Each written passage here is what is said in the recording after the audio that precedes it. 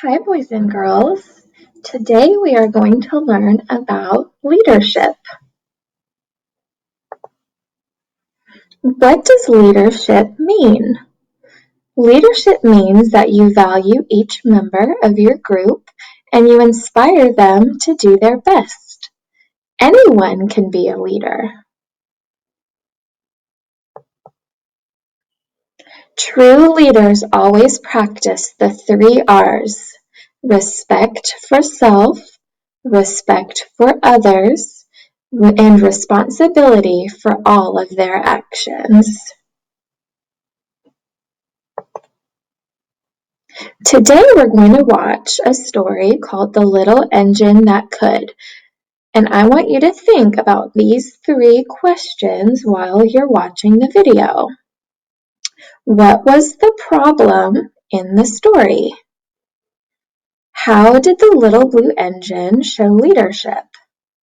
And what other character strengths did the little blue engine show? Here we go.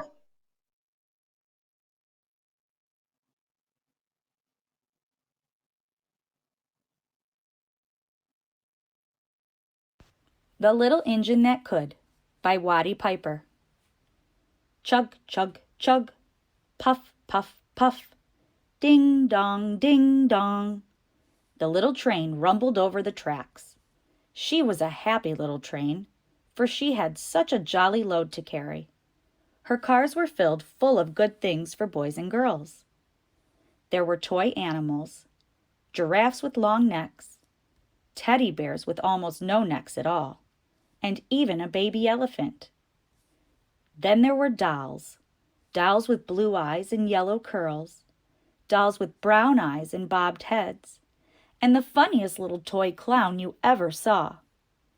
And there were cars full of toy engines, airplanes, tops, jackknives, picture puzzles, books, and every kind of thing boys or girls could want.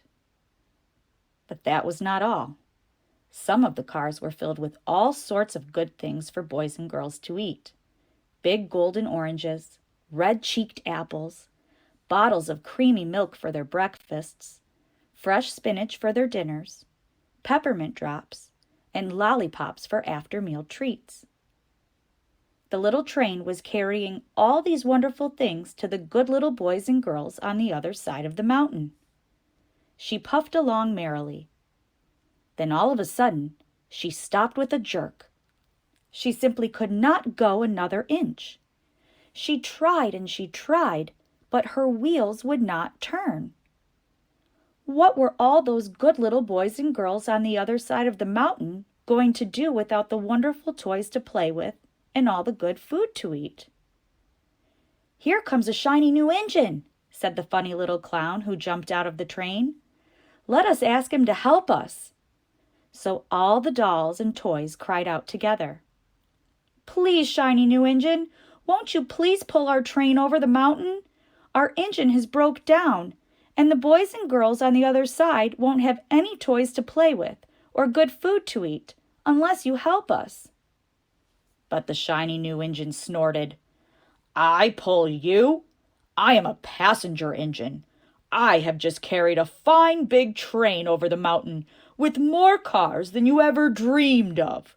My train had sleeping cars with comfortable berths, a dining car where waiters bring whatever hungry people want to eat, and parlor cars in which people sit in soft armchairs and look out of a big plate glass window.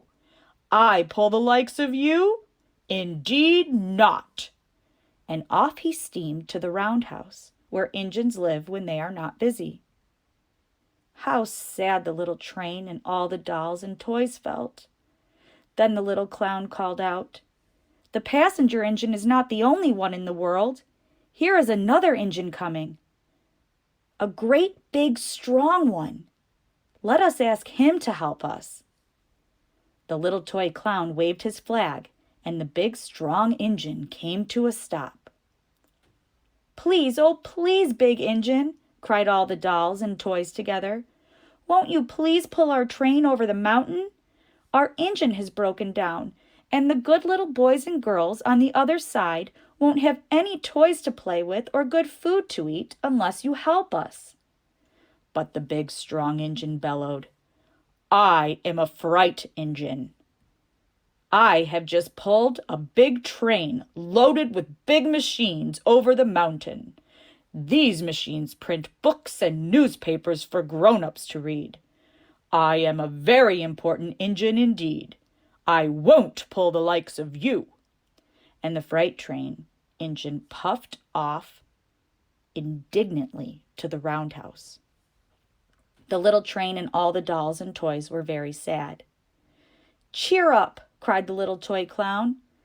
"The freight engine is not the only one in the world. Here comes another. He looks very old and tired, but our train is so little, perhaps he can help us." So the little toy clown waved his flag, and the dingy, rusty old engine stopped. "Please, kind engine," cried all the dolls and toys together, "won't you please pull our train over the mountain? Our engine has broken down, and the boys and girls on the other side won't have any toys to play with or good food to eat unless you help us." But the rusty old engine sighed. "I am so tired. I must rest my weary wheels. I cannot pull even so little a train as yours over the mountain. I cannot, I cannot, I cannot."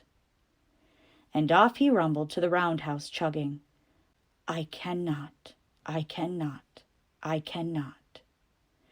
Then indeed the little train was very, very sad, and the dolls and toys were ready to cry. But the little clown called out, "Here is another engine, a little blue engine, a very little one. Maybe she will help us." A very little engine came chugging merrily along. When she saw the toy clown's flag, she stopped quickly. "What is the matter, my friends?" she asked kindly.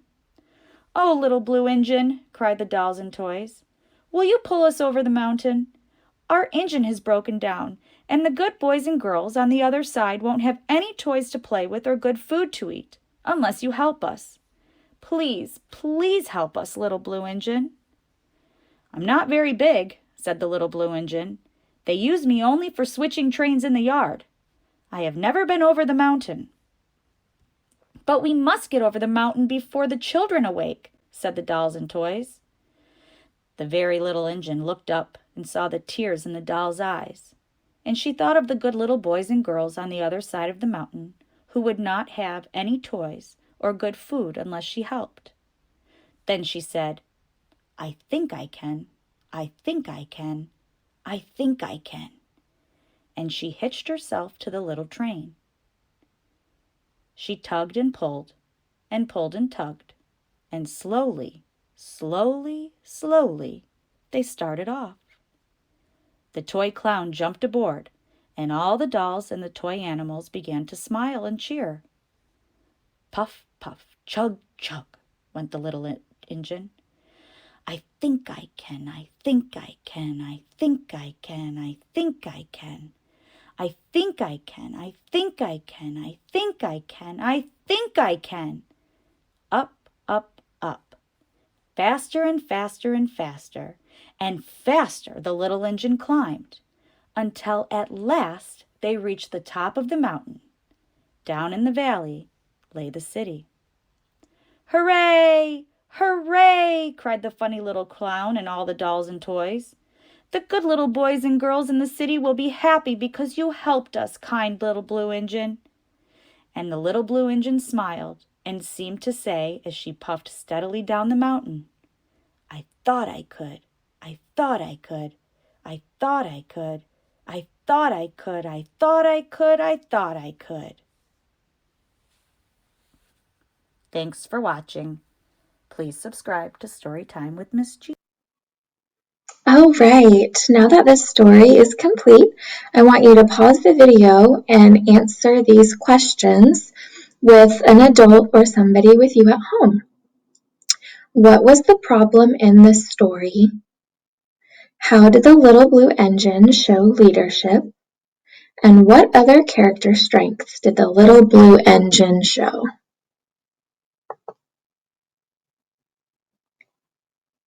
Now I want you to think about a time you were a leader. It could be when you had a classroom job at school, or when you played a sport with a team, or even how you have been a leader at home.